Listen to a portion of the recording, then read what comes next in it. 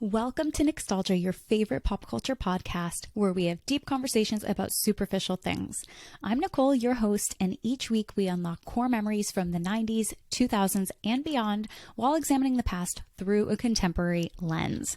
Our guests are pop culture tastemakers who explore how our formative experiences shape how we see the world.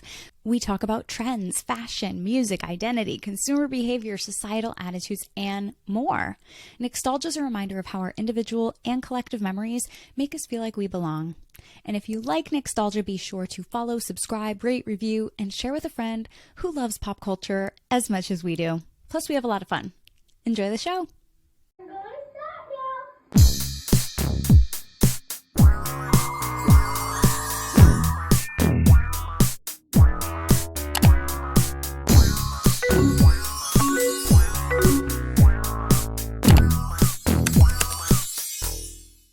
Hello and welcome to this week's episode of Nicstalgia.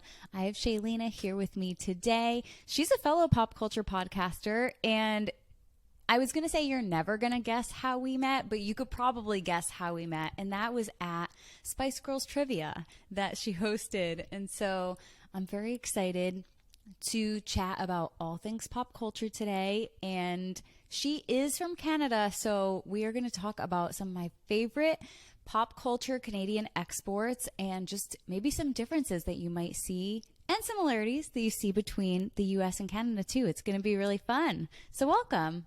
Hey everyone. Thank you for having me, Nicole. Yeah, of course. Okay, so speaking of Spice Girls Trivia, that I've described this experience to you before, I believe, but for anyone who I somehow haven't told, the way that my heartbeat was racing, the way that it was a race against the clock, and I knew it would be fun. That's why I signed up. But it's like, I had no idea that the stakes would be that high. Oh man, I'm sorry for the anxiety. Oh my gosh, no, it's the best kind. If I'm going to be anxious about anything, it might as well be something that I'm truly passionate and excited about. Yeah, that was such a great time. I definitely want to do more 90s trivia in the future. But yeah, that was a lot of fun, and congrats again on winning. I forget which round you won, but congrats on getting that. What did you get again? I can't remember. I got a Sporty Spice vinyl. Yes, Sporty Spice vinyl. Of the Spice album, which last year was Spice 25th year anniversary. And then just this week, it's November 2022, was the 25th anniversary of Spiceworld, which I think that album I actually got first. I can't quite remember, but yeah, I definitely remember going to the store and buying it on cassette tape, and it was life-changing. I had the cassette as well. I didn't have their previous one. Mm-hmm. Right. I was kind of I think because my best friend in elementary school, who I would fight over being Sporty Spice with at recess, I think she had the Spice. I think she had a CD, to be honest, and I had the Spiceworld cassette tape, and we're like, okay, good. We got the whole discography, and then I ended up getting the Goodbye CD as well. Nice. Afterward. Love that one. I just finished Sporty Spice's memoir, actually. Ooh, how was that? It was very good. Obviously, I was captivated the entire time. I love her forever, but I haven't read any of I think almost all of them, if not all of them, have written some kind of book, if not memoirs, if not multiple books at some point. And so I'm like, okay, Nicstalgia book club, Spice Girls book club, let's go. Sign me up. Seriously. Okay, so another one of our loves in addition to Spice Girls is Britney Spears. And which of her albums, I know it's so hard. Sometimes I will do polls on Instagram of like, which song from this album or which album's better? And people are like, why are you doing this? This hurts to make this kind of decision. So what is your favorite Britney Spears album? So to be honest, I've only listened to maybe like the first 3 albums up to like Me Against the World. I don't know, that's not the name of the album, but the one with Madonna. Me Against the Music. Me Against the Music. Me Against the Music, yes.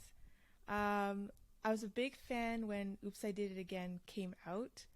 So like late elementary, middle school times. And then it kind of like drifted off. I still respect her as an artist, but so my favorite album would be Oops, I Did It Again, because that's the one I owned and the one I played a lot. You know what? I have the theme song for Nicstalgia that plays at the beginning of every episode. And I worked with a musician. Her name's Emily. And I worked with her to compose this original song because I'm looking for samples and whatnot. And I'm like, none of these work. I want my own song. Nice. And so when she's like, okay, what is your inspiration?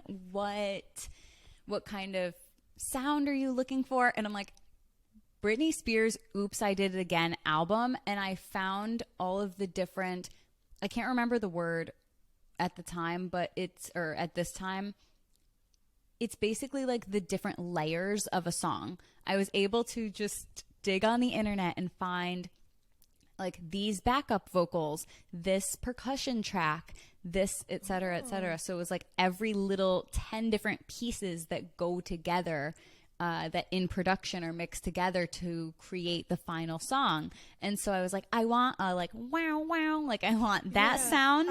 Okay. I want this, I want that. And like that's literally how I came up with the theme song.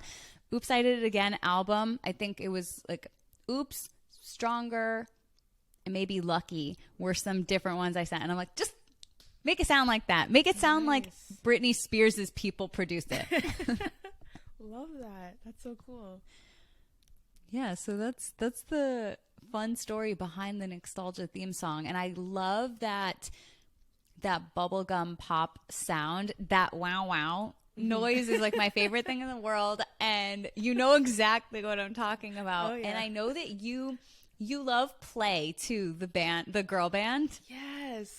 Oh my goodness. So the other day I was listening to their album like on the way to work, and I was about to tear up. I'm like, oh my gosh, just like throws me right back into grade 6. I could see myself in my bedroom singing along to their songs. And I'm like, oh, I wonder who else like on Instagram knows Play, because they're a Swedish band, so maybe not everyone knows them. Obviously every Mary-Kate and Ashley fan knows them because of Holiday in the Sun. But yeah, I think, what was it? Oh yeah, so on Instagram I put up a picture of them, and then I asked people like, do you remember Play? Who remembers Play? And then the selections was me, no, Who's Play? And a lot of people picked Who's Play. I'm like, okay, I'm gonna have to do an episode on them. Shed some light. You're like, this is an important topic that needs to be known by the people. Yes. It's Play. But that was their sound. All of the wow wows, all of the like, it's so hard to describe sounds. I realized when I was doing that process of putting together a song, because I'm like, I'm not in music production. I don't know what to call these different instruments or whatever. But when you hear something as, I guess at the time it would have been referred to as like overly manufactured, something of that caliber like Play and like some of the Britney Spears stuff, it just sounds so good. It's just an earworm, and that's kind of how it's designed, to make people be obsessed with it and still listening to it in their car on the way to work 20 years later. Oh yeah. Yeah. Are there any other albums you listen to where you're like, wow, I never thought that I would be listening to this, from the 90s or the 2000s? Well, in recent times, I started listening to TLC's first album, Ooh on the TLC Tip, which was my mom's. I love that album. Like, that's my favorite TLC album. It's not pop, it's R&B, but that I could listen to nonstop. It's, I don't know, something about 90s production, early 2000s production, like, it's just stellar. Like, it can't compare to today's music. So recently I was listening to a Spotify playlist of all the Spice Girls solo music, and Timbaland produced one of Melanie C's songs, and you could just tell, oh wow, this is obviously his production.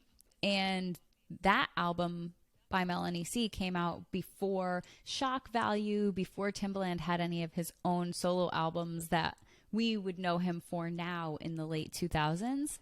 And I'm like, it's just so good, because when you hear those Aaliyah songs or Missy Elliott, you're like, yeah, this is it. I love this. I'm going to be listening to this for the next 50 years.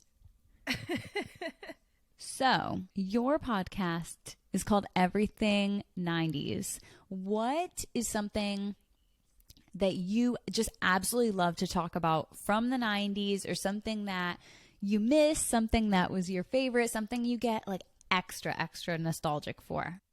Ooh, great question. I would say movies, 90s movies. So for your listeners, I was a kid during the 90s, born in 91. So all my favorite 90s movies are kid movies. So I could talk about 90s movies all day. Some of my favorites that I grew up on, I mentioned before, Mary-Kate and Ashley, loved all their movies. Matilda, Space Jam, Cinderella, all those good stuff. But to clarify, 1997 Cinderella with Brandy and Whitney Houston, not just any Cinderella, the best one. That's right. That's right. I liked all Cinderellas, but yes, the one with Brandy and Whitney Houston is definitely my all-time favorite. Yeah, I like the original Cinderella too, but I think that I always just loved, I mean, my favorite artist forever has been Céline Dion. So it's like if you add any kind of like production to it and just having that, you know, Cinderella, but make it with like incredible vocal ability, I'm like, moving, love it, adds to the story. Right? I'm just so sad that there's no soundtrack for that version of Rodgers and Hammerstein. There's not? No. There's none. You could search like on YouTube. There's like some songs, but there was never an official soundtrack released. I don't know what to think about that. I don't know either. Although I don't think that I had soundtracks. No, I feel like growing up, I mostly had studio albums and maybe greatest hits albums, but not necessarily a soundtrack until I got to middle school and the Charlie's Angels soundtrack came out. Oh, yeah. It was like that was a whole new story. Nice. Yes, I don't remember any other song off of the Charlie's album except for the Destiny's Child one. What else was on that one? Okay, yes. There were multiple Destiny's Child songs. Independent Women Part 1 was, of course, the main track. Let's see. Barracuda by Heart. Angel Eyes by Aerosmith. Baby Got Back by Sir Mix-a-Lot. Oh, wow. What else? Fatboy Slim was on there, too. It was just like quite a mix. And I'm like, wow, it's like, it's rock, it's pop, it's R&B. And there were some, True by Spandau Ballet. Spandau. That was like an 80s song, but that was on there too. And so it was like pretty eclectic and random, but I'm like, this rocks. I love it. Nice. Yes. So, okay, I've already mentioned her once, but I'm going to bring her up again. Céline Dion is my favorite person in the universe. I am likely her biggest fan under the age of like 50 or 55. And so I'm reading a book right now. It's actually very interesting. It is by a music critic where he's basically saying millions upon millions of people love Celine, but then also millions of people like can't stand her and like think she's so annoying, including the author and music critic. So he is going in and examining more about her music, the emotion behind it, how it connects with people, her roots in Canada and specifically in Quebec, and, you know, being first considered an Anglophone artist, but then being like, no, I'm a Francophone artist, and just all of the nuance behind it. It's pretty interesting. And very fun fact for anyone who does not know, the literal day that I was born was the release date of Celine Dion's first album in English, Unison. And so I just feel like I was literally born to love Celine Dion. Wow. Literally born. Oh, that's so cool. I could have been born any other day, but no. Celine could have come out with her album any other day, but no. She's like, I'm coming to the United States, and I was like, so am I. Oh, that's so cool. So what's your favorite Celine album? Or is it that your favorite one? I would say Let's Talk About Love is my favorite because that is the one that I have the nostalgia tied to. It was the one I would listen to in my bedroom when I was in elementary school. It's the one with My Heart Will Go On it. And I actually did listen to the album again recently. And Celine's Let's Talk About Love has so many collaborations with fellow, like, very dramatic people, including Bee Gees, Barbra Streisand, Pavarotti, and it's a little bit intense for a 7-year-old to take in. Now that I was thinking about it, I'm like, I used to listen to this when I was literally a child and be like, the emotion. but I still love it. Oh, that's funny. Yeah. What is the perception of Celine Dion in Canada now outside of, because you're from outside of Quebec? Yeah, I'm in Ontario, which is right beside Quebec. I think she's still loved and respected here. I'm not sure. But I know, like, growing up, and even now, you'll find a lot of Jamaicans love Celine Dion and listen to her, so. That's great. Actually, to bring up one of my other favorite Canadian singers, who I think is from Ontario, but correct me if I'm wrong, Avril Lavigne. She might be my top Spotify played artist for 2022. Nice. Yeah, I loved Avril Lavigne. I became a fan of hers. So she came out, I remember Complicated came out when I was in grade 5, I think. But I started listening to her like middle school, grade 6, grade 7, and then into high school. But yeah, she's great. I haven't listened to her new stuff yet. I listened to Head Above Water. I think that's what it's called. But I haven't listened to the Love Sucks one yet. Yeah, I really like her, and I did like her new album as well, and just even listening to her first album, Let Go, again, it still all holds up. I actually love that album still, which that also recently had its 20-year anniversary, and Kelly Clarkson, Avril had written Breakaway for her, and so Avril recorded her version of Breakaway, and I thought that was kind of funny. They changed a lyric where in the Kelly Clarkson song it says, you know, grew up in a small town and when the rain would fall down, and then in the Avril version it said grew up in a small town and when the snow would fall down. And you're like, oh, got it, because Kelly Clarkson grew up in Texas and they don't have snow. Oh, that's so neat. I love that. Okay, I have to listen to that now. Oh my gosh. Yeah, I thought that was kind of a fun fact. I don't know where she was born, Avril. Like which province? I mean, I want to say Ontario. I think it's Ontario. Oh, man, the name almost came to me. I feel like I should know this. I feel like if I was in Avril Lavigne trivia, I would lose. Here, I'm looking it up. Oh, Belleville. Okay, she's born in Ontario.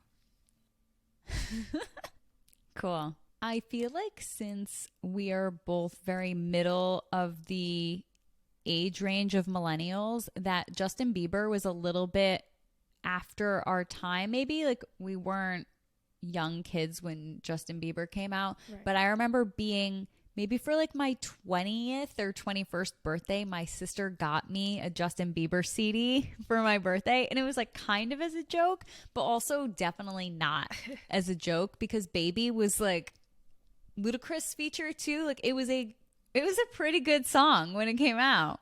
Yes. Yeah, Justin is another like very talented Canadian artist. Like he's I respect his music. I respect him. He's great.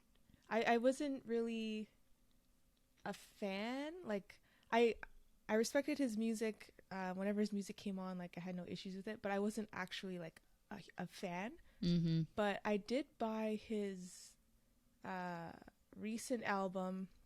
What's it called? Justice. I'm a fan of that album. And Changes and Justice. Those are really great albums. Yeah, when Sorry came out, I'm like, this is going to be my jam for the next year of my life. Yes, it's a good song.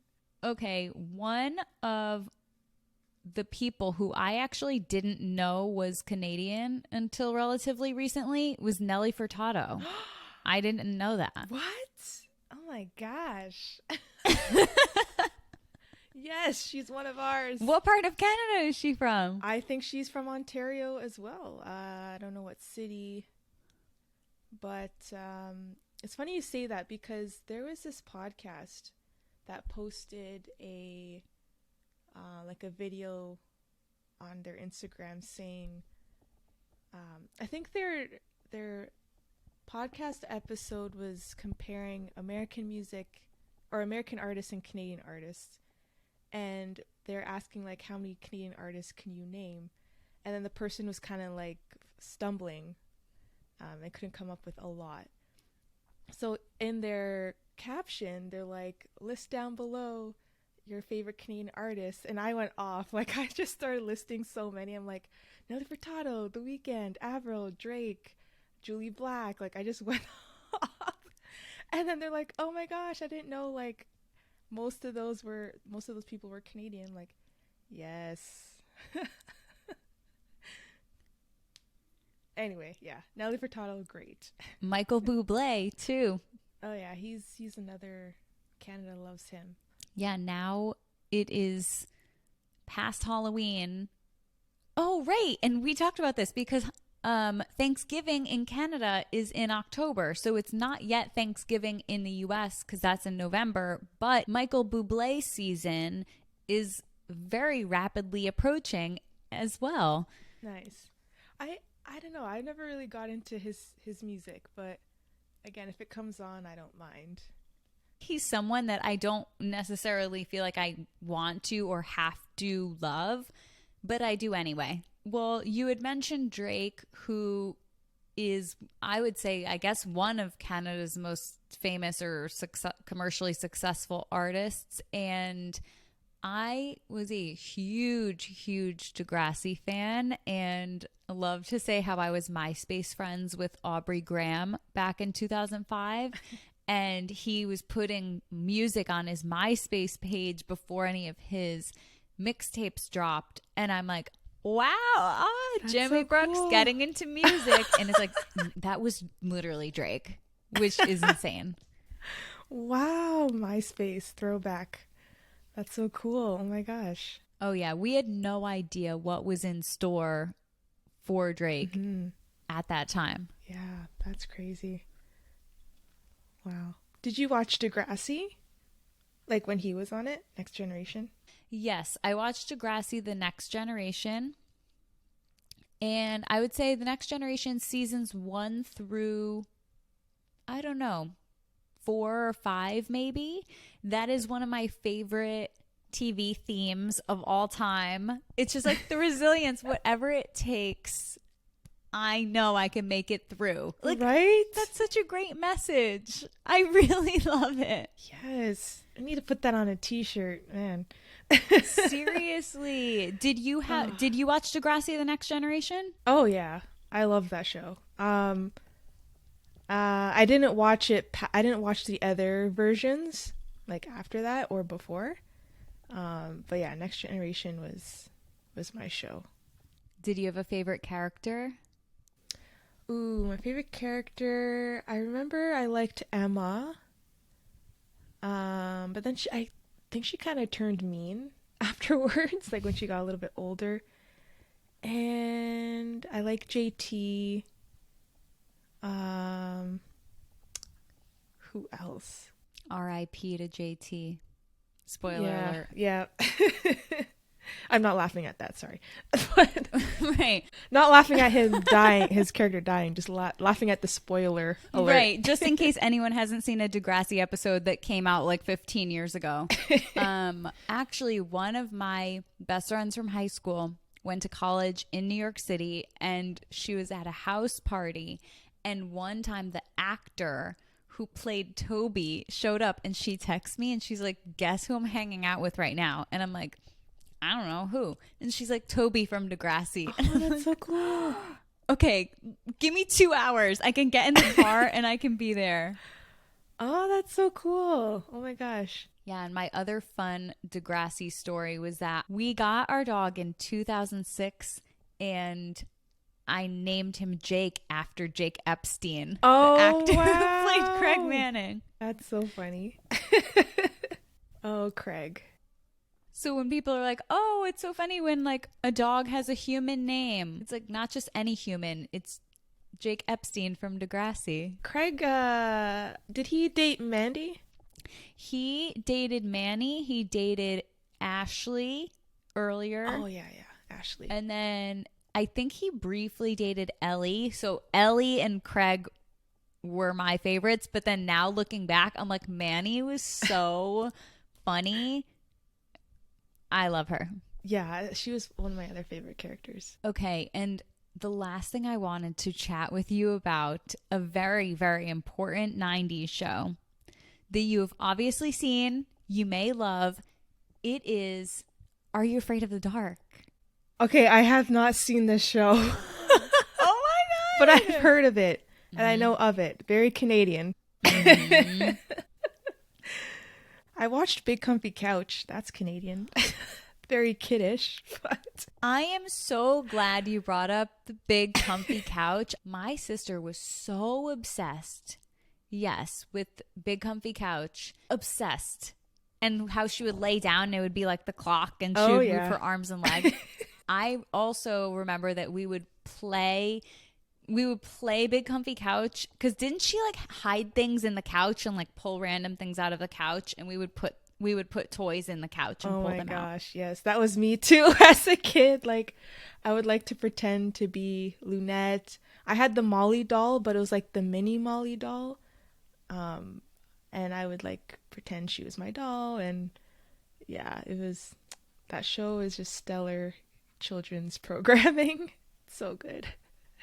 Right? It's like I don't even quite remember what it was about, only the fact that when it came on every day, we were sitting down, we were watching Big Comfy Couch. That's a theme song too that I guess, okay, so Degrassi is my top favorite TV theme, but Big Comfy Couch is up there too. Yes. Oh, it's so cute. Yeah. And catchy and That's So Raven. Oh, yes, yeah. That's a Raven. I just watched That's a Raven yesterday during dinner time. What episode did you watch? I watched the Christmas episode. Oh, that's fun. We recently watched because I said to my sister, I want to watch That's So Raven.